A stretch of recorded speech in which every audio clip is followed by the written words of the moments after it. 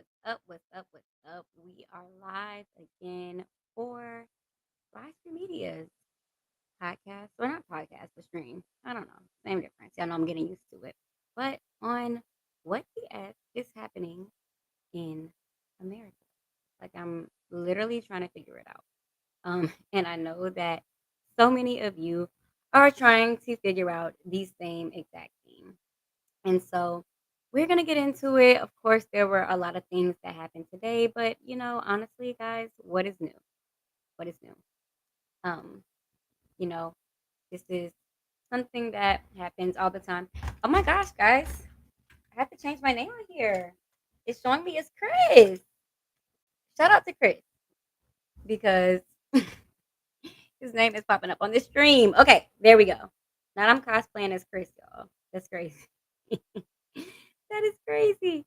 Oh my gosh. So if you're on here, please send the stream out to people who might want to tap in. Send it to your friends, send it to your mom, send it to your family, send it to everybody because we are going to be getting into all of it. And I'm super excited about it. So, you guys, let's talk about what is going on. And it's a lot.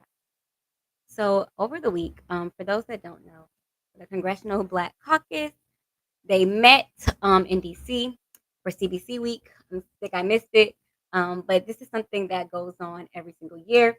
Shout out to those that are here in the chat that were at CBC last week. But yeah, it seemed like it was a vibe. And I wish I was in the building. So looks like our former Vice President, Kamala Harris, actually was there and she slams Trump as unchecked, incompetent, unhinged at the Congressional Black Caucus. I think it was the Phoenix Award or Phoenix Center. And for context, what Vice President Harris does is she essentially calls on Democrats to resist some of the authoritarian tendencies, emphasizing that young and Black voters have to be engaged in fighting voter suppression. Like it's a must. It's a must. It's something that we have to do. It's something that we must do.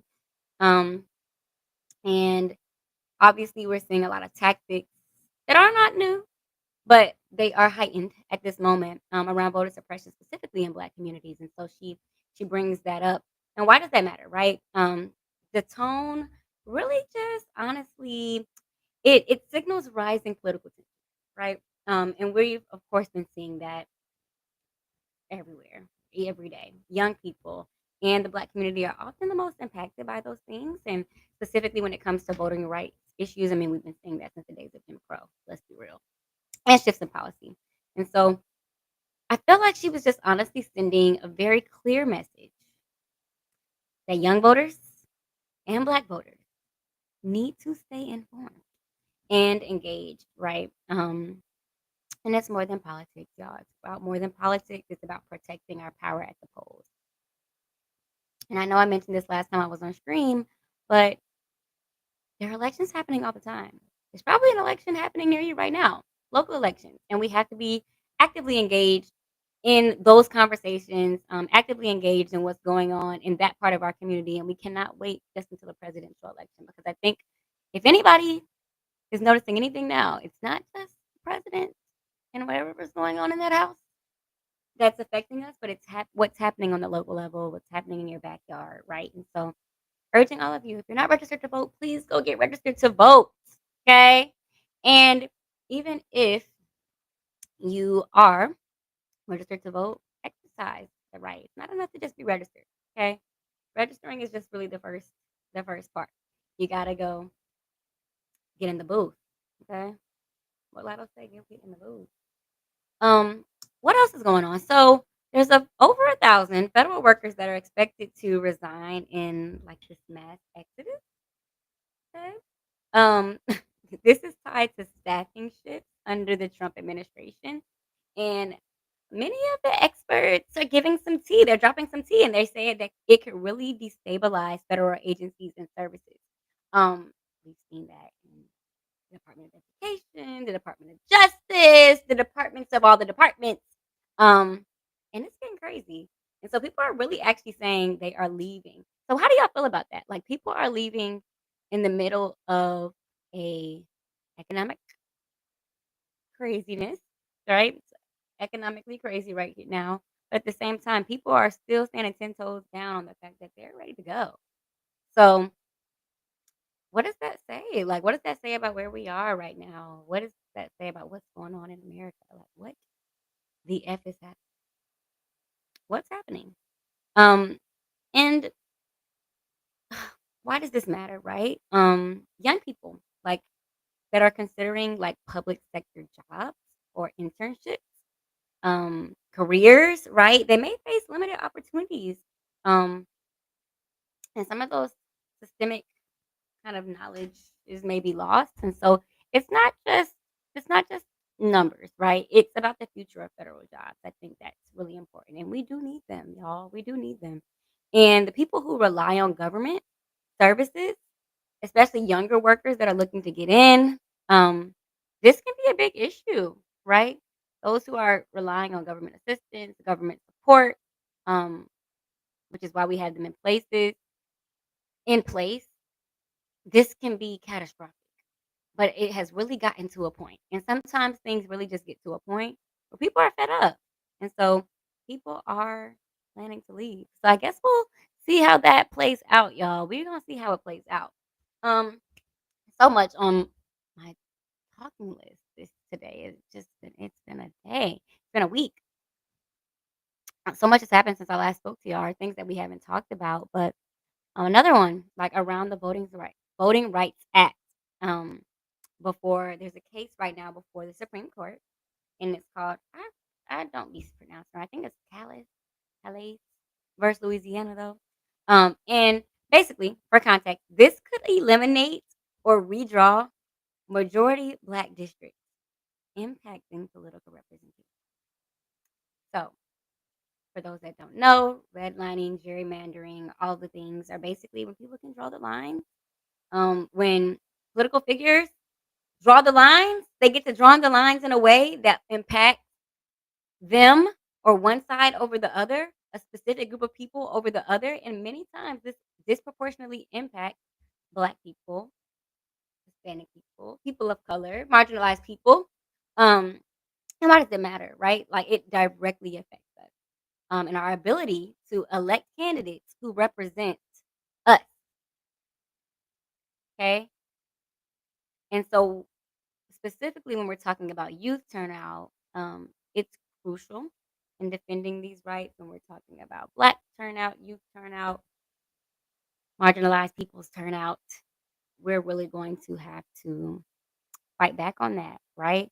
And that's a really big one. If the court rules against protections, it could reshape who gets a voice in Congress, especially in Black communities, especially in um, amongst the youth, right? And every vote counts. Every single vote counts. So y'all, we're gonna be watching that. We're gonna be watching that to see how that plays out. But oh child, I'm scared. I'm scared with the way that this Supreme Court is set up. I don't know. I don't know what is going to happen. Then we also have a lot going on in the maternal health space, right? The maternal health program called Erase MM is set to expire on September 30th. Y'all, that is tomorrow. Tomorrow. That pocket. And again, for context, this is a program that funds research and development and initiatives that reduce maternal mortality, disproportionately affecting Black women. We all know that when Black women give birth or are set to give birth, the likelihood of them dying giving birth is a very real issue, and the numbers are scary, y'all.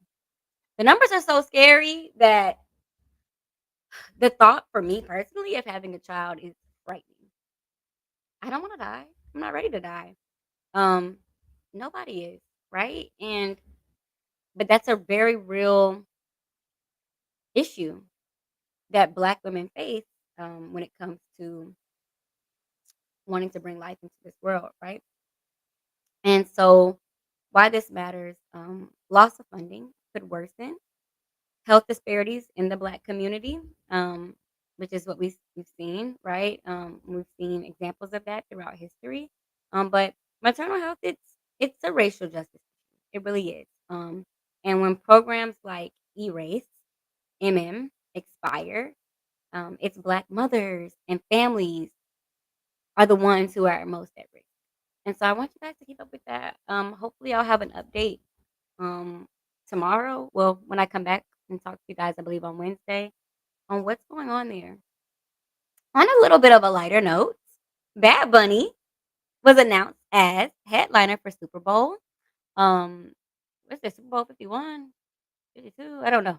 Whatever Super Bowl it is, the halftime show here in 2026. And so this is a historic cultural moment, y'all, for the Latinx and Puerto Rican communities. Like, I am so geeked about that. And this platform is just going to allow for Bad Bunny to highlight social issues through music. And so Bad Bunny, I had to do some research, y'all, because I'm not gonna lie. I am not a huge Bad Bunny listener, but I'm gonna have to learn a few songs before we get to the Super Bowl, and I have some time. But what I have learned is that he leans into advocacy, um, his Puerto Rican identity, social justice, immigration concerns, anti-corruption activism, all the things. And he's publicly supported progressive causes, right? And uses his platform to raise awareness. And so I think that is dope. And it's not something he has to do through his music, but it matters, right? And representation matters. And seeing Hispanic, a Puerto Rican artist in a major United States cultural event is inspiring, not only for people that are looking to do something similar as him, but for youth and communities of color. And, Bad Bunny, he isn't just performing, right? Um, and then we realize this, like as marginalized people, we're never just showing up. We're never just performing, especially in a historical moment like this. But he's showing that music can shine a light on social issues and identity politics and giving young fans and Latinx communities a huge moment. And I feel like it's much needed. It's much needed. Like the Latinx community has been through so much in this year alone, especially under this administration and all of the things um, that have been happening between ICE raids and immigration and honestly the list goes on. This moment is necessary and it's needed. And shout out to Jay-Z for calling on Bad Bunny to do this show. I don't know if you guys know, but Jay-Z's been over um, kind of organizing, right? The Super Bowl for the last several years. And every year we have had a person of color, somebody from an underrepresented community that is coming. And while they may not necessarily be using that space to make a political moment, in some cases they have. Like, for example, last year, Kendrick Lamar's performance was top tier and on time. Um, but it's just what it means. It's the representation of being able to see yourself on the big screen at such a big moment like that, right? Um, and so I'm excited. I'm super excited for Bad Bunny, excited for the Latinx community, and it's gonna be a great time. So I need to go learn me some songs. If y'all got some songs, drop them in the comments um, for me to go tap into.